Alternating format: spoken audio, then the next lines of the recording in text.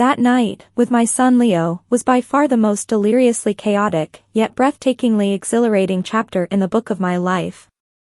My name is Ava, and I am compelled to unfurl a narrative that has been cloaked in the dark recesses of my mind for too long, a tale of unspeakable intensity that has both haunted and haunted me.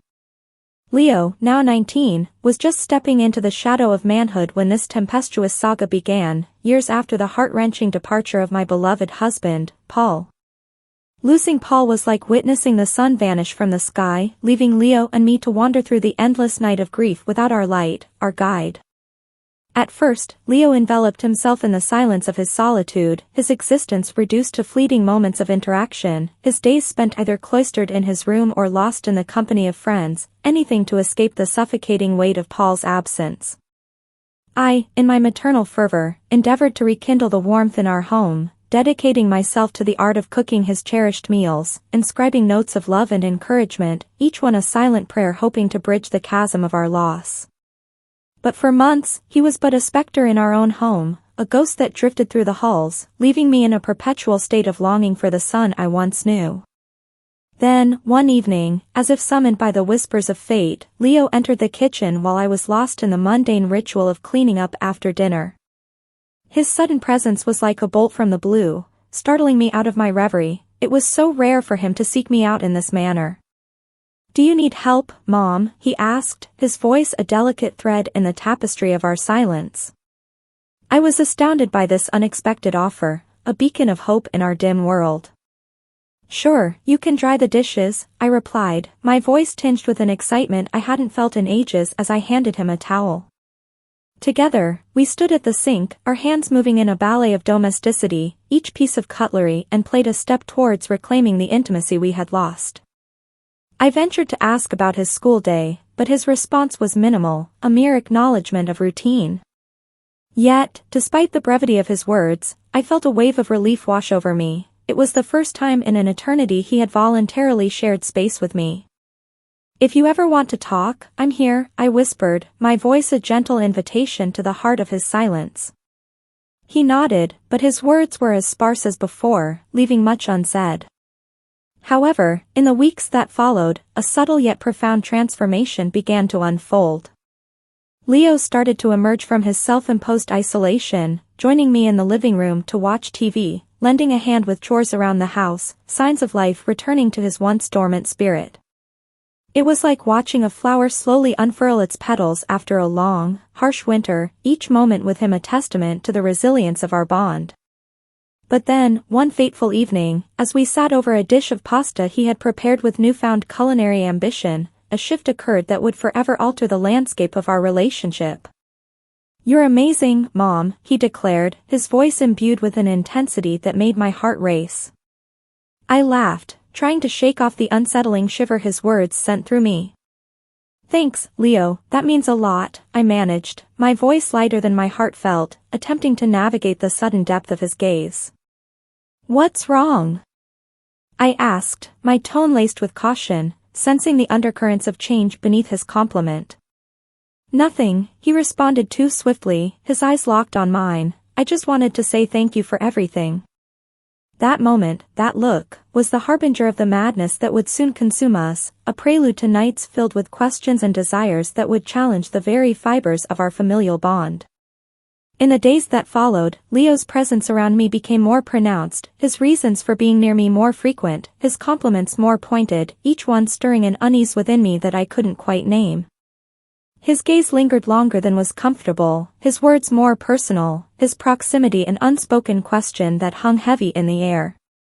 One evening, as we sat closely on the couch watching a familiar comedy, his shoulder brushing mine, I felt the weight of his closeness like a physical entity. "You're always so busy," he murmured, breaking our silence, his words a gentle admonishment. "You never take time for yourself." I smiled, caught off guard by his insight. "That's what moms do, Leo. There's always something to take care of," I replied, attempting to keep my tone light, but his next words wrapped around my heart. "You do too much. You deserve a break," he said, his voice firm, his gaze unwavering. That night, I lay in bed, the ceiling a canvas for my swirling thoughts, replaying the moment over and over, questioning the nature of our evolving relationship. This was just the beginning of a saga that would push the boundaries of our understanding, a dance on the edge of propriety, where every step was fraught with the tension of forbidden possibilities. The morning I woke up, I felt more exhausted than any dawn had ever left me. My conversation with Leo had haunted my night, painting my thoughts with endless what-ifs and the gnawing echo of unresolved questions. Rising from my bed, I dragged myself through my morning ritual, each step an attempt to banish the unsettling fog that clung to my mind. Leo had transformed overnight, becoming a shadow of his usual self, cloaked in silence, retreating into the sanctuary of his room. A part of me ached to reach out, to ensure his well-being, yet another part, equally strong, whispered the necessity of space, of distance.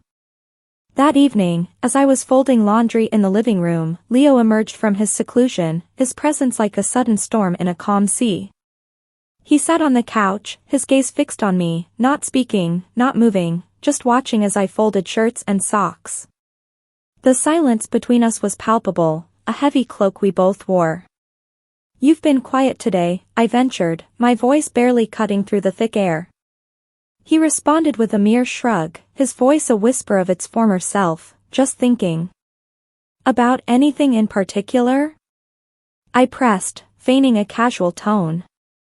"About us," he murmured, the weight of his confession like a stone dropped into still water. I paused, my hand still on a shirt, the implications of his words sinking deep into my psyche. "What do you mean?" I asked, my words measured, careful. His eyes met mine, a storm brewing within them. "I mean, I know things have been weird, and I don't want it to continue like this," he confessed. I nodded, my response slow, deliberate. "I don't want that either, but we must navigate a way forward." His smile was faint, a glimmer of hope in the darkness. "We will," he assured. But beneath this hope, a dark undercurrent of doubt swirled within me. Perhaps we stood at the precipice of something vast and unknown, something I might understand but was loath to accept. The house remained cloaked in a quiet unease, and while Leo tried to resume normalcy, I could see the battle in his eyes, in his hesitant words, in the way he lingered just a heartbeat too long in my presence. His apology was meant to seal the rift, but I knew, deep within, that this was but the beginning of a much longer journey. Then, as night fell, I lay in bed, my phone a feeble distraction from my racing thoughts. The house was silent, save for the gentle creak of the ceiling fan, when a soft knock at my door pulled me from the edge of sleep. "Mom," Leo's voice was a whisper, laden with hesitation. Sitting up, my heart plummeted. "Yes?"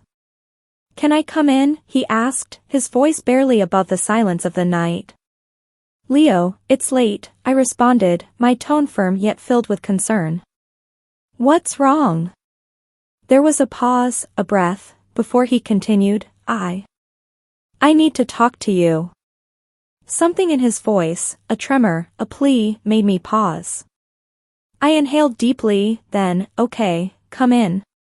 The door creaked as he entered, his figure uncertain, his hands hidden in his pockets, standing near the doorway like a specter. "What is it, Leo?" I asked, my voice steady despite the turmoil inside. He hesitated, his gaze darting between me and the floor before he began, his voice low. "I've been thinking a lot about what I said the other night, and I feel like I owe you honesty." My heart tightened, his words were a prelude to something monumental.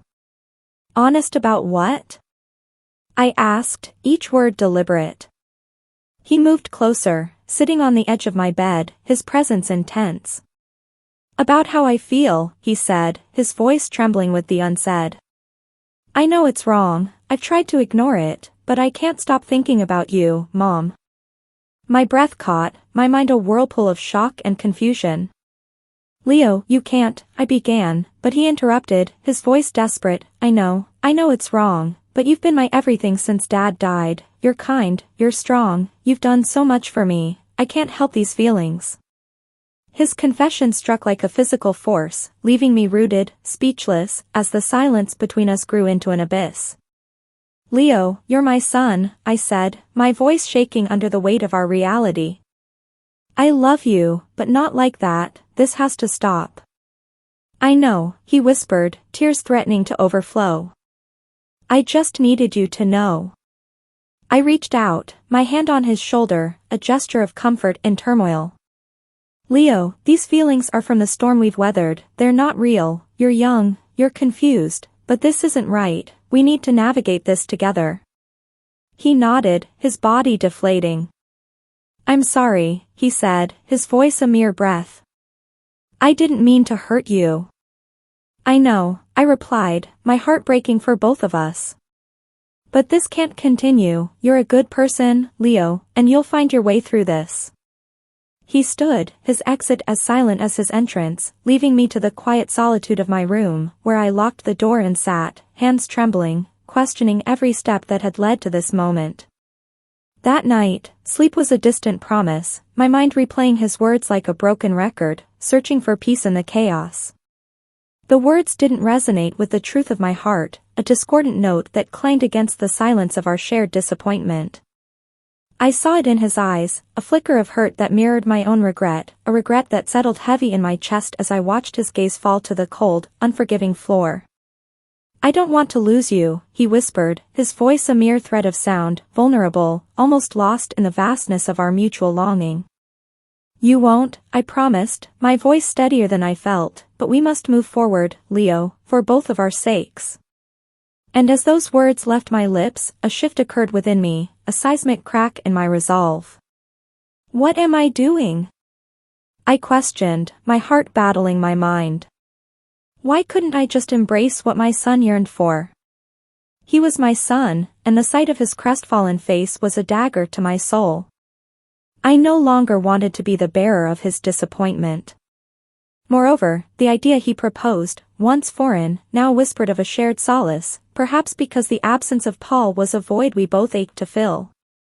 After a moment that stretched into eternity, I broke the silence.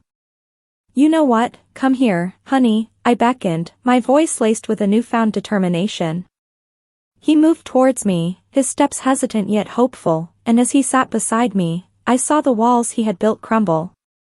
Look me in the eyes, I commanded softly, leaning in, feeling the magnetic pull of his gaze. He mirrored my motion, and then it happened, our lips met in a collision of forbidden desire, like a bomb of tension detonating between us.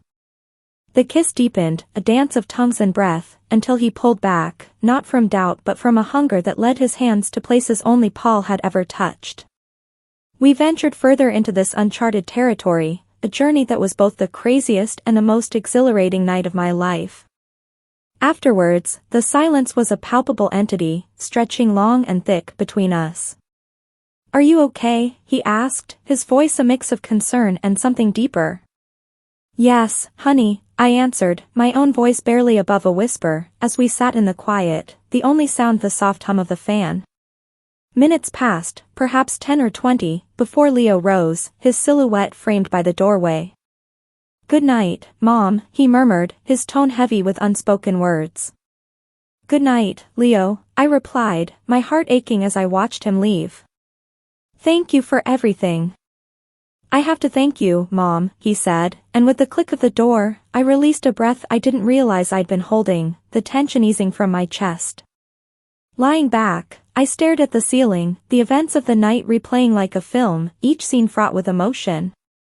I knew we had a winding path ahead, but for the first time, hope flickered, a small light in the dark. The next morning, Leo was quiet, but there was a new composure about him. At breakfast, our conversation was light, yet beneath it, I felt a shift. He seemed lighter, as if he had shed some of his burdens. Over the weeks that followed, our life slowly returned to what might pass for normalcy. Leo was more engaged with friends, his focus back on school and his future. We never spoke of that night again, yet an unspoken pact lingered between us, a silent promise to heal, to move forward. One evening, as we sat watching the sunset, Leo turned to me, his eyes reflective. Thanks for being patient with me, Mom. Thank you for everything you do for and with me. Thanks for accepting me for who I am and helping me in every aspect, even in ways most mothers wouldn't. His gratitude was like a balm to my soul. I placed my hand on his arm, a simple gesture that spoke volumes. Of course, I said, that's what moms do. His smile was genuine, a beacon of hope.